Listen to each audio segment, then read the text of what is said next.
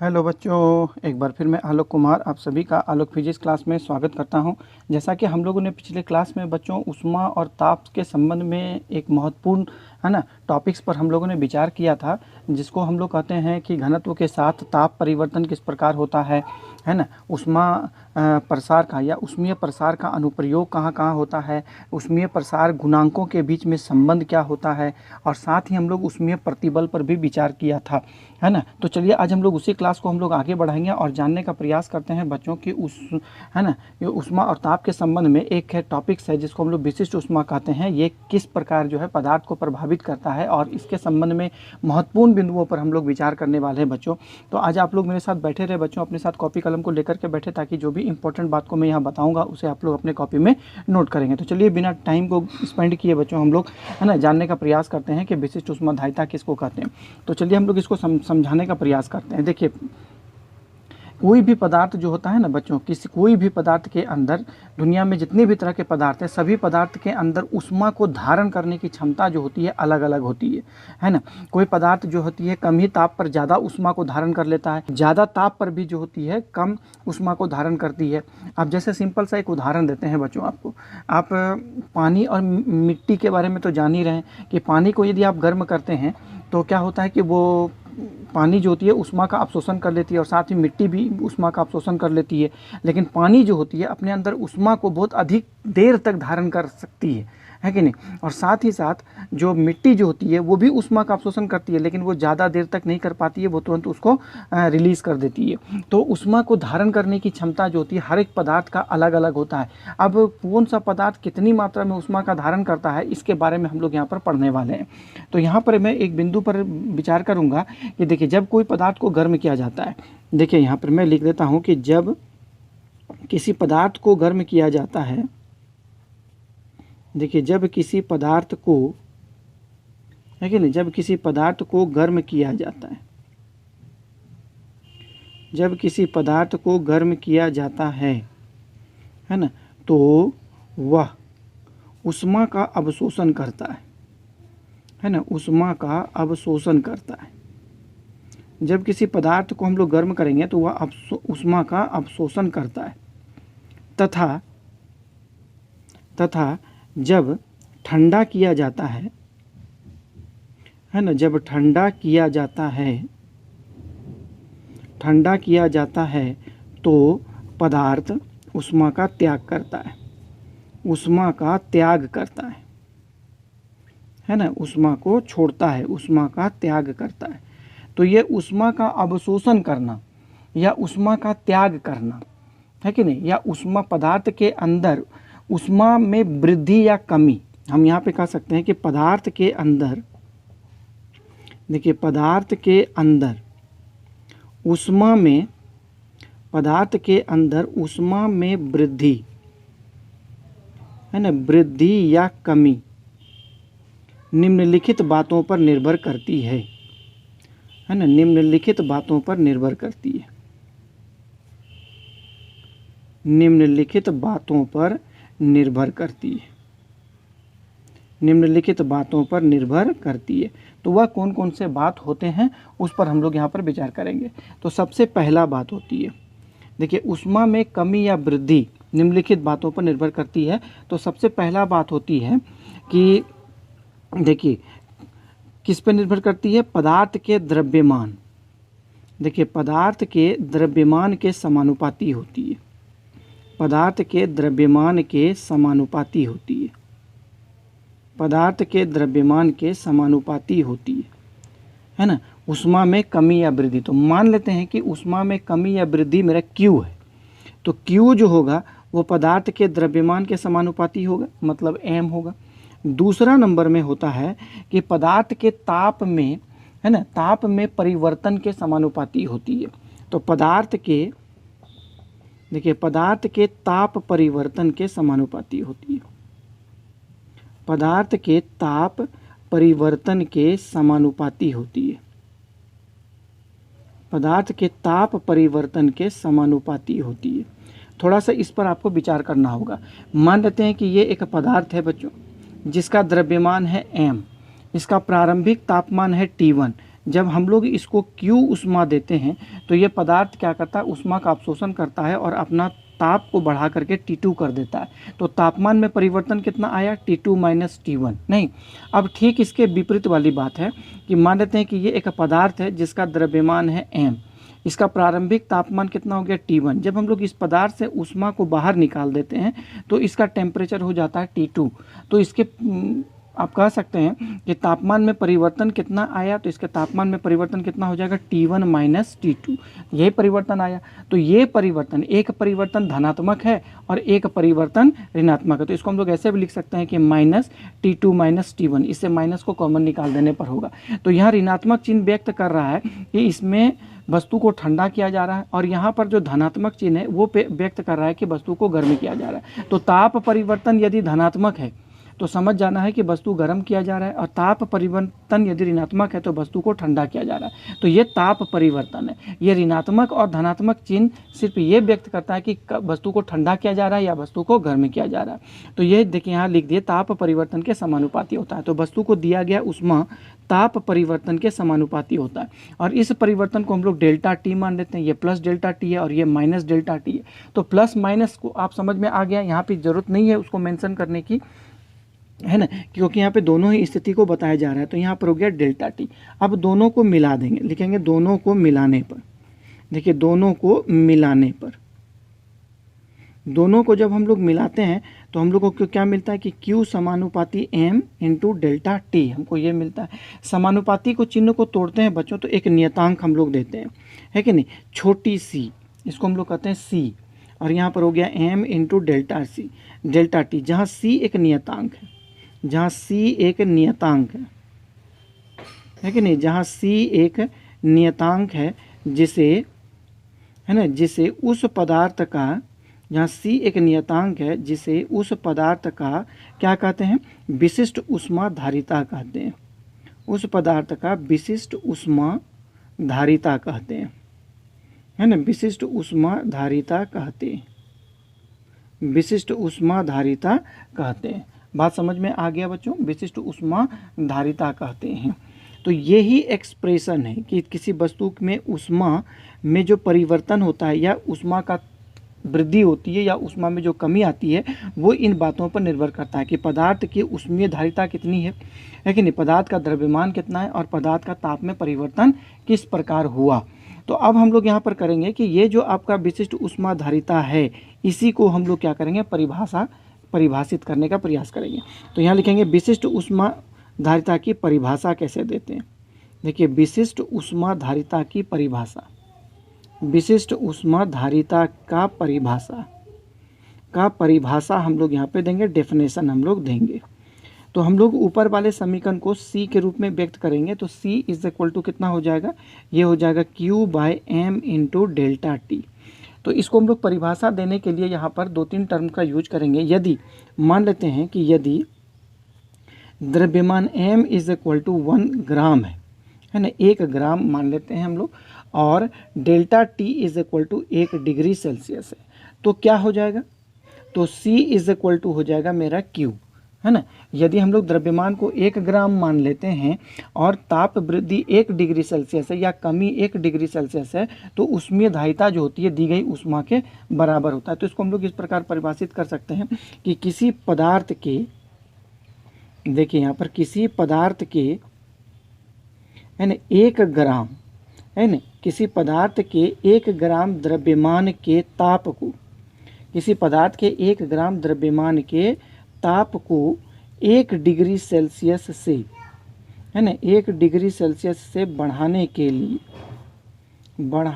लिए आवश्यक ऊष्मा की मात्रा को, है कि नहीं, आवश्यक ऊष्मा की, है ना, आवश्यक ऊष्मा की मात्रा को विशिष्ट ऊष्मा धारिता कहते हैं, को विशिष्ट ऊष्मा धारिता कहते हैं, विशिष्ट ऊष्मा धारिता कहते हैं।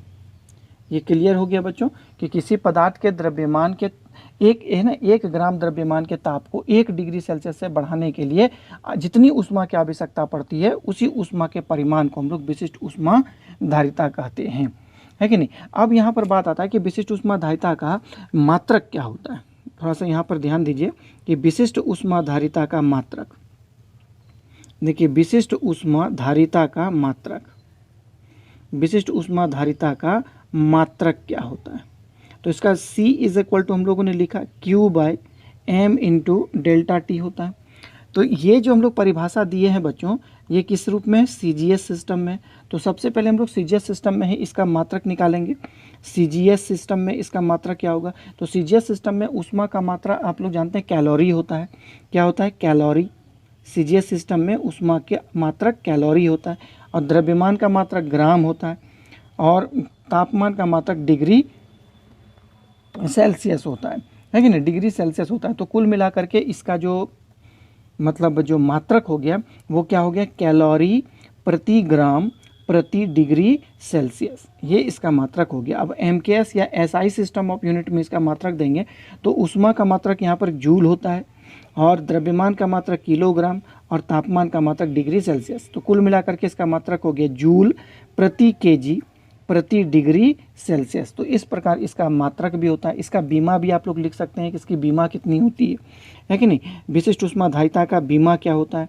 तो आप देखते हैं यहाँ पर ऊष्मा जो होती है बच्चों, वो एक प्रकार की ऊर्जा होती है। ऊष्मा एक ऊर्जा होती है, और ऊर्जा का जो बीमा होता है वो क्या होता है? mL² T-2 होता है ना। और द्रव्यमान है यहाँ पे, तो द्रव्यमान का बीमा m होता है। और ये क्या है आपका? तापमान है, तो तापमान का बीमा केल्विन, जिसको हम लोग K से इंडिकेट करते हैं, है कि नहीं? तो अब यहाँ से देखिए m कैंसिल हो गया, अब सबको ऊपर ले जाएंगे तो ये हो गया L² T-2, और K के ऊपर भी हो गया -1। तो ये इसका डायमेंशन होता है, बीमा होता है।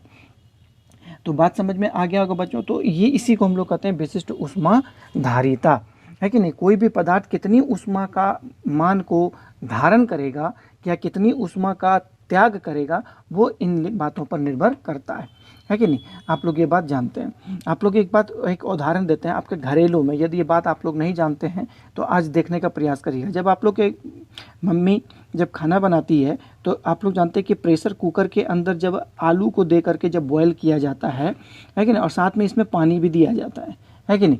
तो आप लोग ये काम करिएगा कि इस आलू को आप बाहर निकाल दीजिएगा, और इस प्रेशर कुकर के अंदर जो होती है जो पानी है उसको वहीं रहने दीजिएगा।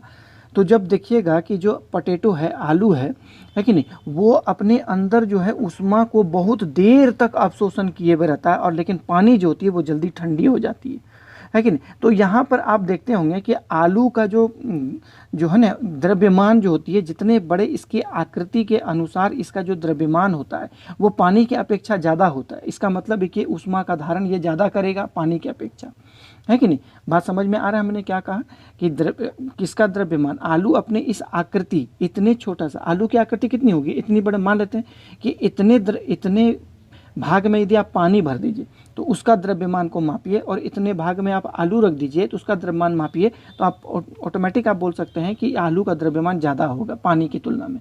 तो पानी का द्रव्यमान कम है, इसलिए ऊष्मा का धारण भी कम करेगा, और आलू का द्रव्यमान ज़्यादा है तो ऊष्मा का धारण भी वो ज़्यादा करेगा।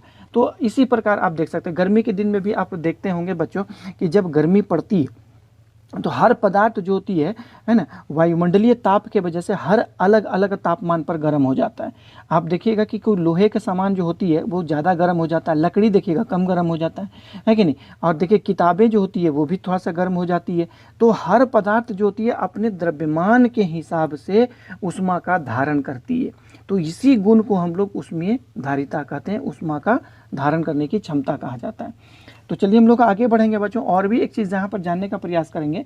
एक होता है मोलर ऊष्माधारिता। मोलर ऊष्माधारिता क्या होता है, वो चीज़ को हम लोग जानने का प्रयास करेंगे।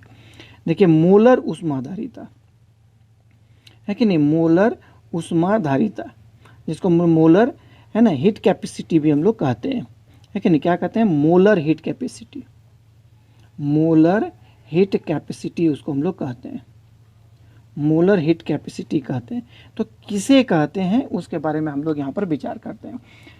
तो अब यहाँ पर देखिए किसी पदार्थ के, इसका सबसे पहले मोलर हीट कैपेसिटी को जो हम लोग डिफाइन करेंगे वो इस प्रकार करेंगे। किसी पदार्थ के, है कि नहीं, किसी पदार्थ के 1 मोल का ताप, किसी पदार्थ के 1 मोल का ताप ताप को, किसी पदार्थ के 1 मोल के ताप को, है ना, 1 डिग्री सेल्सियस से बढ़ाने के लिए, है ना, 1 डिग्री सेल्सियस से बढ़ाने के लिए, किसी पदार्थ के 1 मोल का ताप को 1 डिग्री सेल्सियस से बढ़ाने के लिए आवश्यक ऊष्मा की मात्रा, है कि नहीं, आवश्यक ऊष्मा की मात्रा को, आवश्यक ऊष्मा की मात्रा को मोलर ऊष्माधारिता कहते हैं, मोलर ऊष्माधारिता कहते हैं, है कि नहीं, मोलर ऊष्माधारिता कहते हैं, मोलर ऊष्माधारिता हम लोग कहते हैं बच्चों, है ना। जैसे कि हम लोग ऊपर का एक्सप्रेशन को लिखे थे द्रव्यमान के रूप में, तो C इज इक्वल टू हम लोग लिखे थे Q/m इंटू डेल्टा टी, तो वहाँ द्रव्यमान के टर्म में हम लोग उसको डिफाइन किए थे। यदि हम लोग पदार्थ की मात्रा को मोल से इंडिकेट करें, द्रव्यमान से इंडिकेट नहीं करके मोल से इंडिकेट करें, तो वो हीट कैपेसिटी जो होती है वो मोलर कहलाती है, मोलर ऊष्माधारिता कहलाती है बच्चों, है ना। तो उसके लिए व्यंजक हम लोग यहाँ पे लिखेंगे C is equal to Q/n, और यहाँ पर हो गया डेल्टा टी, जहाँ n क्या है ना, जहाँ n पदार्थ का मोल में परिमाण है या मात्रा है, मोल में परिमाण है, बात समझे, मोल में उसकी मात्रा को इंडिकेट किया गया है। अब यहाँ पर एक बात को समझिए कि माना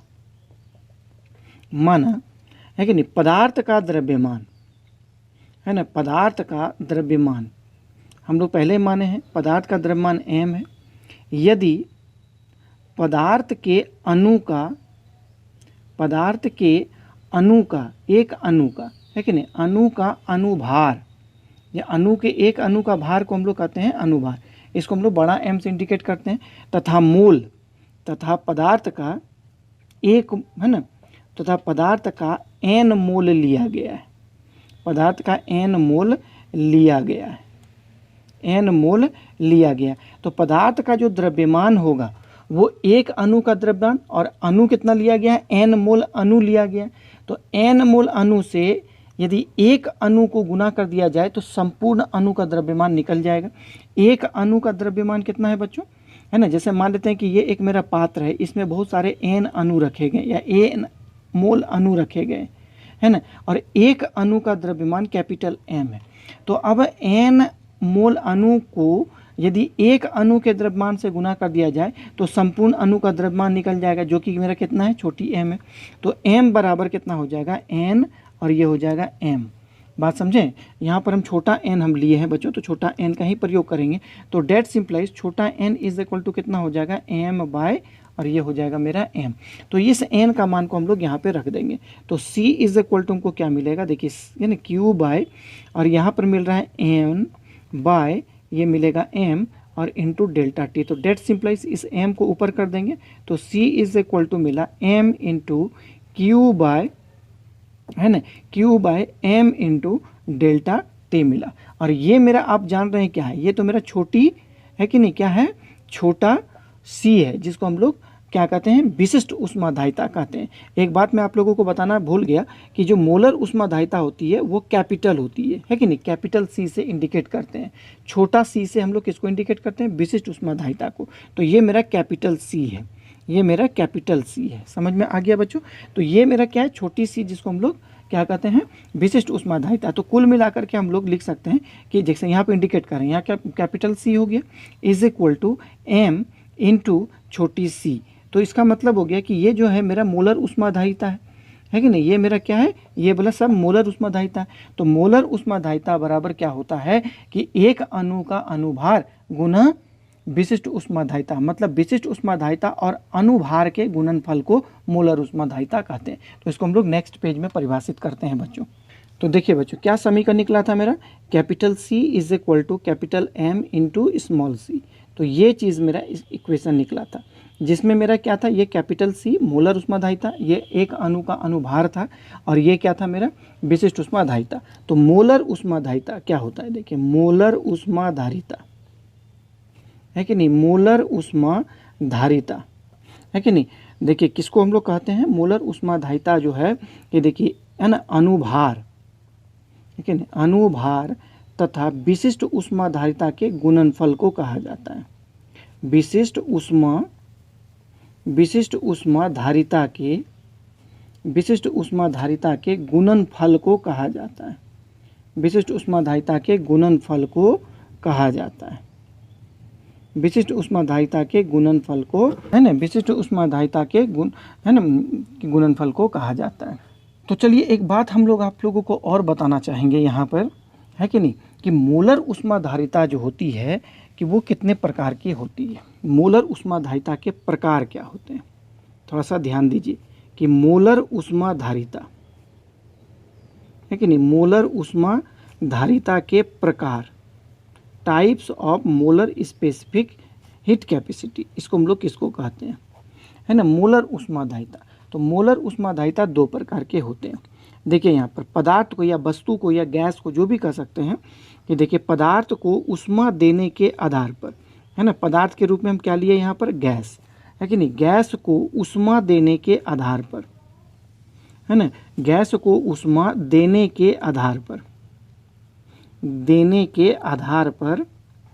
ऊष्मा देने के आधार पर मोलर ऊष्माधारिता दो प्रकार के होते हैं।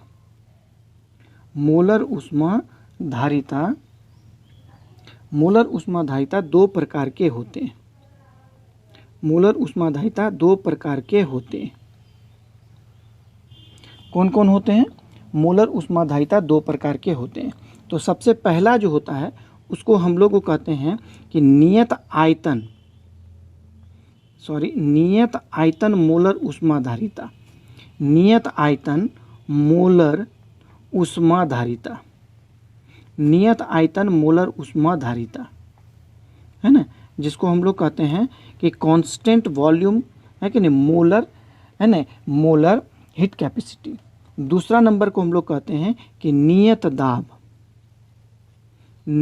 दाब मोलर ऊष्माधारिता, नियत दाब मोलर ऊष्माधारिता, है ना। तो दोनों को सूचित करने का सिंबल अलग अलग होता है। इसको नियत आयतन कहता है, आयतन को इंग्लिश में भी कहते हैं, वॉल्यूम कहते हैं, इसीलिए इसको हम यहाँ पर सी भी कह देंगे।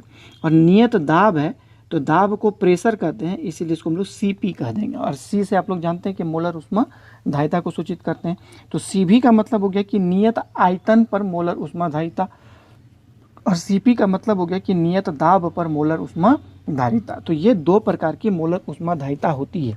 आप लोग किसी गैस को जब गर्म करते हैं बच्चों, तो कितने तरह से गर्म करते हैं? दो तरह से गर्म करते हैं। एक तो उसको हम लोग आयतन को कांस्टेंट करके गर्म करते हैं, है कि नहीं, और एक तो उसका दाब को कांस्टेंट करके हम लोग उसको गर्म कर सकते हैं। तो गैस को हम लोग दो तरह से गर्म कर सकते हैं, अर्थात दो तरह से ऊष्मा दे सकते हैं। इसीलिए मोलर ऊष्माधारिता भी दो प्रकार की होती है। आगे आपको पता चलेगा कि कैसे हम लोग नियत दाब पर ऊष्मा देंगे और नियत आयतन पर ऊष्मा देंगे। तो दोनों का परिभाषा हम पहले यहाँ पर लिखना चाहते हैं। तो देखिए सबसे पहले हम लोग परिभाषित करेंगे कि नियत आयतन,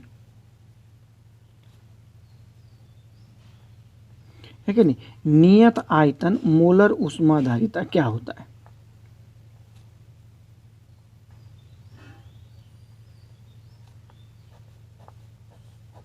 देखिए नियत आयतन पर,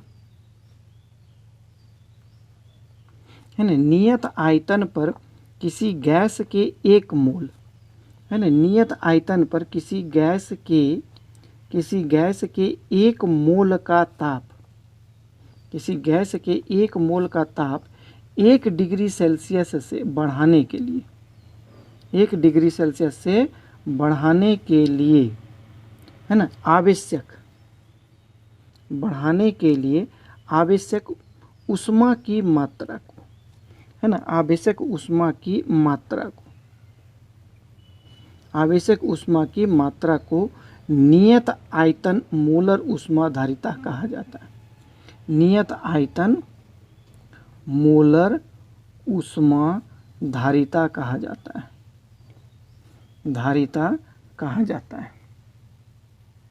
है कि नहीं। इसको क्या चीज़ से सूचित करते हैं? इसे सी भी से सूचित किया जाता है। इसको क्या चीज़ से सूचित करते हैं? इसे सी भी से सूचित करते हैं हम लोग, इसे सी भी से सूचित करते हैं,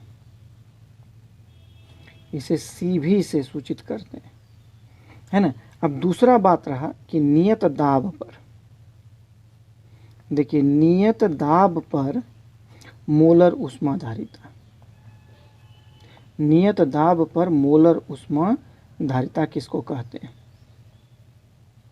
देखिए, नियत दाब पर, दोनों का परिभाषा एक ही है, बस खाली नियत दाब और नियत आयतन खाली हमको लिखना है कि नहीं। नियत दाब पर है ना किसी गैस के, नियत दाब पर किसी गैस के 1 मोल, किसी गैस के 1 मोल का ताप 1 डिग्री सेल्सियस से बढ़ाने के लिए, है ना, 1 डिग्री सेल्सियस से बढ़ाने के लिए आवश्यक ऊष्मा की मात्रा को, आवश्यक ऊष्मा की मात्रा को क्या कहा जाता है? नियत दाब मोलर ऊष्मा धारिता कहते हैं, है ना। नियत दाब मोलर ऊष्मा धारिता कहते हैं, ऊष्मा धारिता कहते हैं। इसको क्या चीज़ से सूचित करते हैं? इसे Cp से, है कि नहीं, इसे Cp से सूचित किया जाता है, इसे Cp से सूचित किया जाता है, Cp से इसको हम लोग सूचित करते हैं। अब यहाँ पर दोनों के बारे में तो आप लोग समझ में आ ही गया होगा। तो अब हमको ये बात आप लोग बताइए कि दोनों में से बड़ा कौन होता है कि नहीं? Cp बड़ा होता है या Cv बड़ा होता है? आप लोग इस पर बात करेंगे कि Cp का मान, यहाँ पर देखिए कि Cp का मान Cv से, है कि नहीं, Cp का मान Cv से अधिक होता है, Cp का मान Cp से अधिक होता है। तो हम ये बात तो लिख दिए, स्टार दे करके एक टॉपिक से इसको बना दिए कि Cp का मान Cv से अधिक होता है। तो आप लोग कैसे कहेंगे अधिक होता है? क्यों? इसमें एक प्रश्न लगा दिए, क्यों कि Cp का मान Cv से अधिक होता है, तो क्यों? तो चलिए हम लोग इसी बात पर हम लोग विचार करते हैं। पहले आप लोग इसको समझ लीजिए, उसके बाद हम विचार करेंगे, है कि नहीं। देखिए, मान लेते हैं बच्चों कि मेरे पास एक पिस्टन है कि नहीं। पिस्टन तो समझ रहे हैं आप लोग, ऊपर है ना एक पात्र है जो कि घर्षण रहित एक पिस्टन इस पर लगा हुआ है ना, एक घर्षण रहित पिस्टन लगा हुआ है। पिस्टन का क्या काम होता है कि ये ऊपर नीचे करने के लिए स्वतंत्र होता है, ये भाग जो होती है ऊपर नीचे करने के लिए स्वतंत्र होती है। बात समझ में आ गया? अब इसको हम लोग क्या करते हैं, इसमें गैस भर देते हैं, N मोल इसमें गैस भर देते हैं। जब इसमें हम लोग गैस भर दिए और इसमें ऊष्मा देते हैं, है कि नहीं, इसको जब हम लोग गर्म करते हैं, अब यहाँ पर बात आता है कि पहले Cv लेते हैं कि ये जो आपका पिस्टन है इसको हम लोग किसी का चीज़ से इसको हम लोग फिक्स कर दिए हैं कि ना तो ये ऊपर जा सकता है और ना तो ये नीचे आ सकता है कि नहीं, ना तो ये ऊपर जा सकता है और ना तो ये नीचे आ सकता है, इसको हम लोग फिक्स कर दिए। अब जो ऊष्मा दिया जाएगा वो ऊष्मा का क्या होगा? वो ऊष्मा क्या करेगी कि गैस के आंतरिक ऊर्जा को वृद्धि कर देगी, है कि नहीं। गैस की आंतरिक ऊर्जा में, है ना, वृद्धि हो जाएगी, है ना। गैस की आंतरिक, उसका मतलब है कि गैस बहुत सारा गर्म हो जाएगा, प्रेशर बढ़ जाएगा। बात समझ में आ रहा है कि नहीं। तो हम लोग इसका बारे में करेंगे नियत आयतन पर, क्योंकि इसका आयतन अब इससे ज़्यादा ना घट पा रहा है ना बढ़ पा रहा है कि नहीं, इतना आयतन इसका फिक्स है। और इसके अंदर गैस के अणुओं की आंतरिक ऊर्जा में वृद्धि हो रही है, मतलब जितना भी आप ऊष्मा दे रहे हैं तो सारी ऊर्जा किस में वृद्धि हो रही है? गैस की आंतरिक ऊर्जा को बढ़ाने में खर्च हो जाती है। तो ये तो आप देखें कि नियत आयतन पर ऊष्मा दिए हम लोग, किस पर दिए कि नियत आयतन पर ऊष्मा दिया जा रहा था, है कि नहीं। अब हम लोग देंगे कि नियत दाब पर। अब देखिए नियत दाब पर क्या करने का, ये एक पात्र जिसमें एक पिस्टन लगा हुआ है कि नहीं, और इसमें भी गैस के N मोल यहाँ पर भरे हुए हैं। अब ये जो पिस्टन है, जैसे यहाँ पर ये पिस्टन फिक्स था तो यहाँ पर फिक्स नहीं है, ये क्या है, आगे पीछे करने के लिए स्वतंत्र है। अब इसमें गैस को आप गर्म करिए, तो गैस को जब हम लोग गर्म करेंगे तो इसकी ऊर्जा जो होती है, जो आप गैस को जो ऊर्जा दे रहे हैं वो 2 रूप में नष्ट होगी। एक तो गैस के आंतरिक ऊर्जा में वृद्धि कर देगी, है कि नहीं। गैस के आंतरिक ऊर्जा में जैसे ही वृद्धि होगी, गैस के अंदर का दाब बढ़ेगा और दाब क्या करेगा, पिस्टन पर ऊपर की और उसको धकेलना शुरू करेगा। जब पिस्टन ऊपर की ओर चला जाएगा, यहाँ से चला गया, तो गैस का आयतन बढ़ गया, मतलब गैस क्या हो गया, एक्सपेंड हो गया। तो गैस एक्सपेंड हो गया तो अंदर का दाब क्या हो गया, नियत हो गया, कांस्टेंट हो गया, है कि नहीं। तो गैस का अब यहाँ पर देखिए जो ऊष्मा दिए हैं वो किस रूपों में नष्ट हुई। एक तो गैस को गर्म करने में, दूसरा पिस्टन को बाहर की ओर धकेलने में, मतलब कार्य करने में। पिस्टन को यदि बाहर की ओर धकला तो गैस के द्वारा कुछ कार्य हुआ, है कि नहीं। तो यह कार्य करने में नष्ट हो जाती है। और नियत आयतन में कुछ ऐसी बातें नहीं होती है कि नहीं। नियत आयतन में क्या होता है कि सिर्फ गैस के आंतरिक ऊर्जा को वृद्धि करने में खर्च हो जाती है। लेकिन जब हम लोग नियत दाब पर जब ऊष्मा देंगे तो यहाँ पर दिया गया ऊष्मा दो रूप में नष्ट होता है। एक तो गैस की आंतरिक ऊर्जा को वृद्धि कर देगा और एक पिस्टन को बाहर की ओर खिसकाने में नष्ट होगा। तो आप खुद अनुमान लगा सकते हैं Cp का मान ज़्यादा होता है कि Cv का मान ज़्यादा होता है, ये आप लोग अनुमान लगा सकते हैं। तो आप समझ में आ गया, Cp का मान ज़्यादा होता है कि Cv का मान ज़्यादा होता है, ये अनुमान लगा सकते हैं आप लोग। तो यहाँ पर एक बात लिखेंगे बच्चों, उसको आप लोग समझने का बात करिएगा, नोट कर लीजिएगा कि देखिए जब गैस को नियत आयतन पर, है कि नहीं, जब गैस को नियत आयतन पर गर्म किया जाता है ना, गर्म किया जाता है तो दिया गया ऊष्मा, है ना, तो दिया गया ऊष्मा, है ना, गैस के आंतरिक ऊर्जा में सिर्फ वृद्धि करती है। गैस के आंतरिक ऊर्जा में वृद्धि करती है। गैस के आंतरिक ऊर्जा में वृद्धि करती है। जबकि नियत दाब पर दिया गया ऊष्मा दो रूपों में नष्ट होती है कि नहीं, दो रूपों में नष्ट होती है, दो रूपों में नष्ट होती है। पहला, गैस के आंतरिक, है ना, गैस के आंतरिक ऊर्जा में वृद्धि करने में, गैस के आंतरिक ऊर्जा में वृद्धि करने में, तथा गैस के दाब वृद्धि के कारण, गैस के दाब वृद्धि के कारण, गैस के दाब वृद्धि के कारण पिस्टन को बाहर की ओर, पिस्टन को बाहर की ओर, है कि धकेलने में,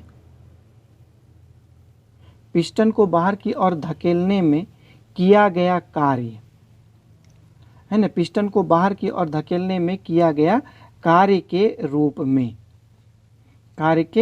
में, जिससे गैस का दाब नियत हो जाता है, जिससे गैस का दाब नियत हो जाता है, जिससे गैस का दाब नियत हो जाता है। तो आप बताइए कि जब नियत आयतन पर ऊष्मा देंगे तो सिर्फ आंतरिक ऊर्जा में बढ़ा रहा है, वृद्धि कर रहा है, और नियत दाब पर जब ऊष्मा देंगे तो गैस के आंतरिक ऊर्जा में वृद्धि के साथ साथ पिस्टन को बाहर की ओर धकेलने में किए गए कार्य में भी नष्ट होता है। तो किसमें कौन बड़ा होगा? नियत आयतन पर दिया गया ऊष्मा Cp का मान बड़ा होगा, Cv का मान बड़ा होगा, कि नियत दाब पर दिया गया ऊष्मा Cp बड़ा होगा? बताइए, है कि नहीं। नियत आयतन पर उस गैस की मोलर ऊष्माधारिता बड़ी होगी, नियत दाब पर दिए गए ऊष्मा के कारण उस गैस की मोलर ऊष्माधारिता ज़्यादा होगी। बताइए क्या आंसर ज़्यादा होगा? तो अब आंख कान बंद करके आप लिख सकते हैं कि Cp बड़ा होगा Cv से।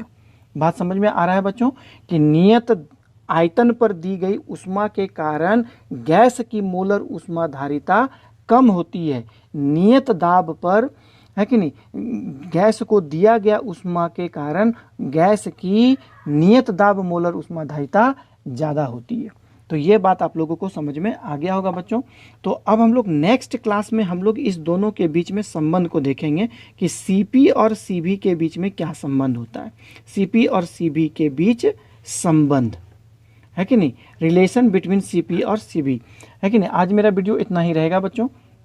अब नेक्स्ट क्लास में हम दोनों को बीच में रिलेशन देखेंगे। तब तक के लिए आप लोग इन टॉपिक्स को समझने का प्रयास करें बच्चों, ये बहुत ही इंपॉर्टेंट टॉपिक्स है ना। विशिष्ट ऊष्मा किसको कहते हैं, मोलर ऊष्माधारिता किसको कहते हैं, Cp क्या है, Cv क्या है, इसमें दोनों में से बड़ी कौन है, छोटी कौन है है कि नहीं। तो इसको आप समझने का प्रयास करें। नेक्स्ट दिन जो है मैं आप लोगों के साथ एक नए टॉपिक्स के साथ नए दिनों में उपस्थित रहूँगा। तब तक के लिए आप लोग हमेशा खेलते रहें, हंसते रहें, मुस्कुराते रहें और इसी प्रकार हमारे वीडियो को आप लोग देखते रहें। आज जो हमारे वीडियो को आप लोगों ने देखा बच्चों, इसके लिए बहुत बहुत धन्यवाद। Lots of thanks. जय हिंद।